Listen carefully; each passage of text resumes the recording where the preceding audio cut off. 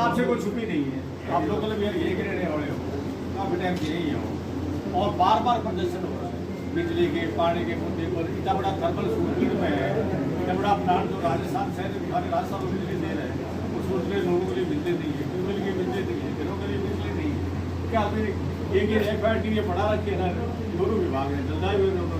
आप चेक करो कितने आदमी प्रत्येक मकान 20-20 आदमी गाँव है सारे के अंदर रोजाना चोरियां हो रही है, नशा इतना बढ़ गया घर से ज्यादा। बार बार पहले ज्ञापन भी किया था, जब क्या हम तो कर रहे हैं रोजाना यहाँ नशा मतलब इतना दिख रहा है जगह जगह, काउंटर में, वार्डों में, किसी गली में जाके देखो। इससे पहले पूर्व मंत्री राम प्रताप सिंह कासनिया सदन में बैठते थे और उनके बारे में बड़ी अच्छी अच्छी बातें सुनने को मिलती थी कि ये जो कहते हैं बड़ी खरी खरी कहते हैं। लेकिन मैं इनसे पूछना चाहता हूं कि आपने कभी थाने में जाकर CI को खरी खरी नहीं कही? आपने कभी नगर पालिका में जाकर नगर पालिका अध्यक्ष और को खरी खरी नहीं कही? आपने कभी SDM को जाकर खरी खरी नहीं कही? आपने तहसीलदार को कभी खरी खरी नहीं कही? आपने कभी ADM को खरी खरी नहीं कही? आपने खरी खरी उन लोगों को कही जो आपके पास न्याय मांगने के लिए आते थे, आपसे कहने के लिए आते थे मंत्री जी हमारे खेत में पानी नहीं आ रहा, तो आप उसको खरी खरी कहते थे।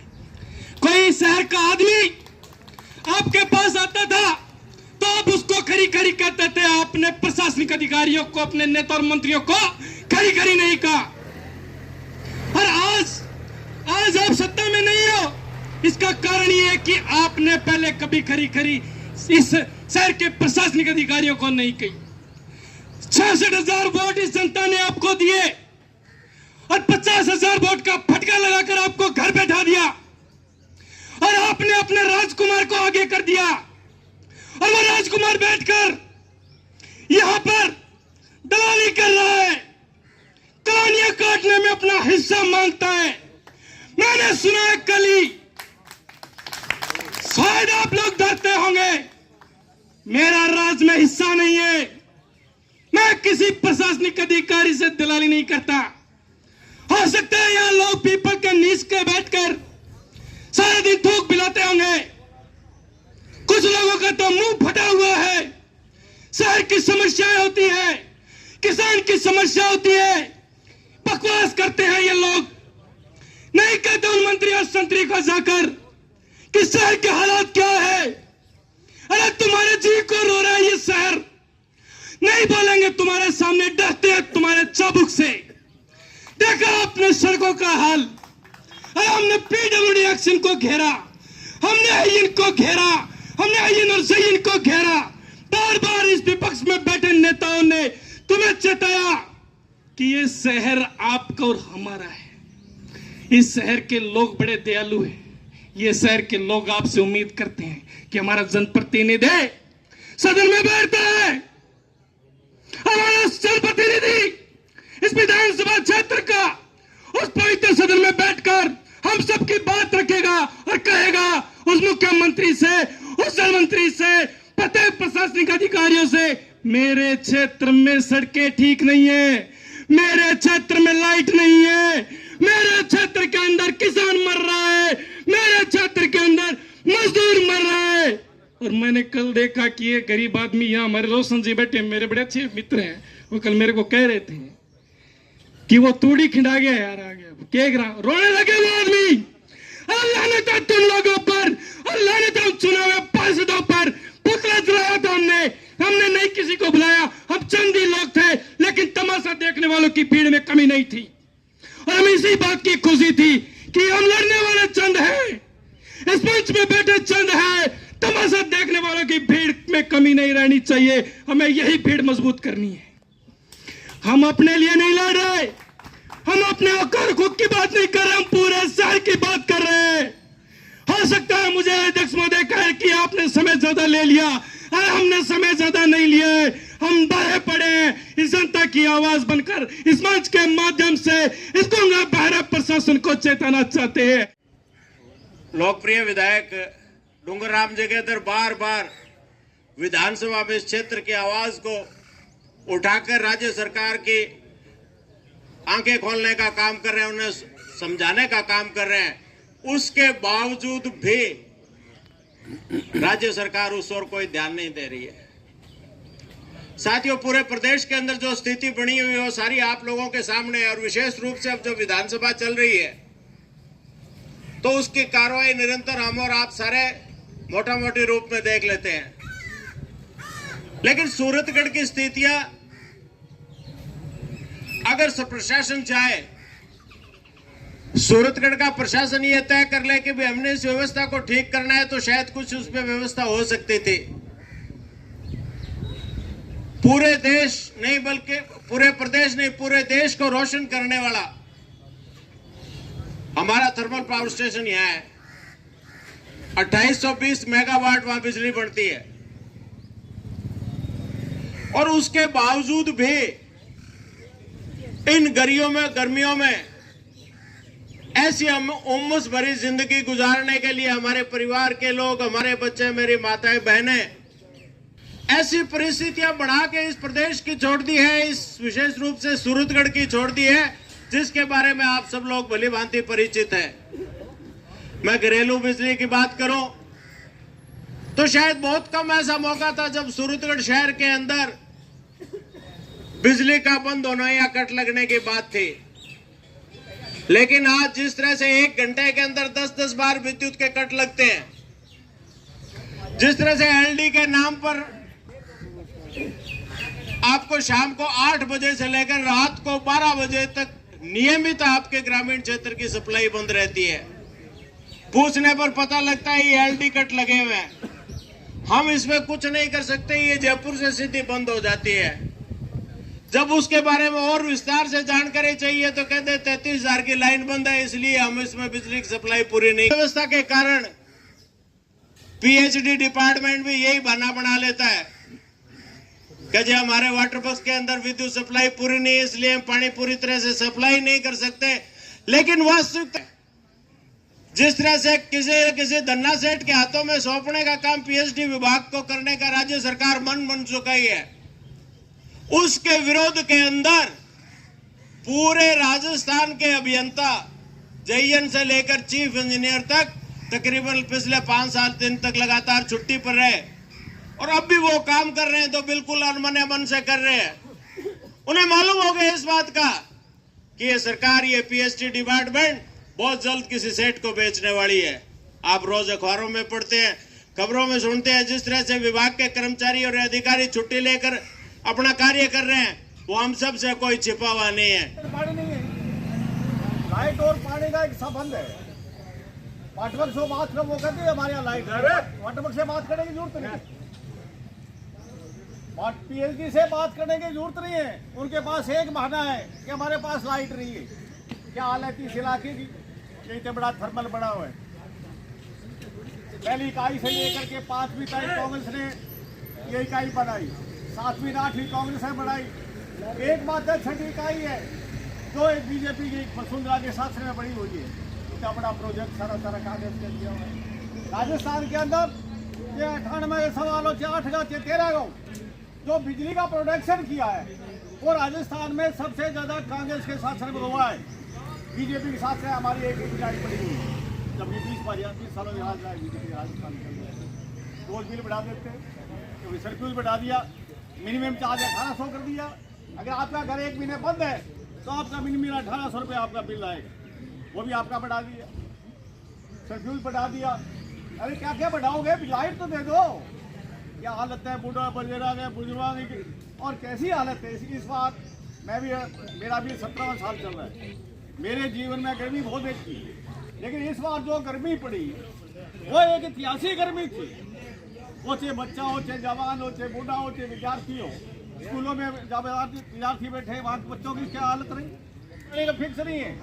जो 6 बजे पानी आता है उनके घर में रात को 8 बजे पानी आता है। जिनके 8 बजे रात को पानी, शाम को पानी आता था, उनके घर में दोपहर 2 बजे पानी आ रहा है। पानी का कोई नियम नहीं है, लाइट का कोई नहीं है। और ये जब बार बढ़ा रहे, इसके रेट बढ़ा रहे।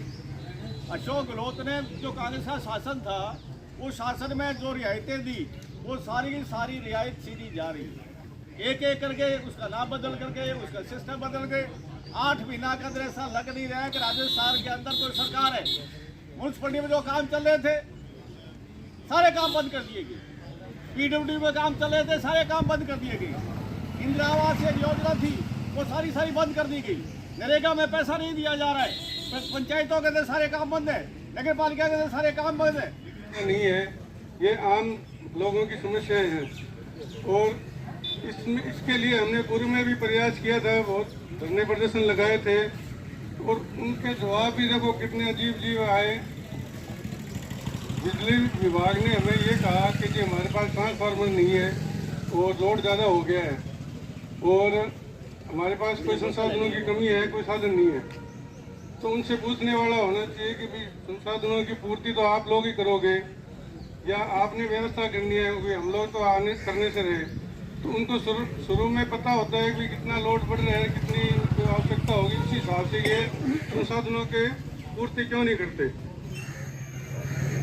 और जो समस्या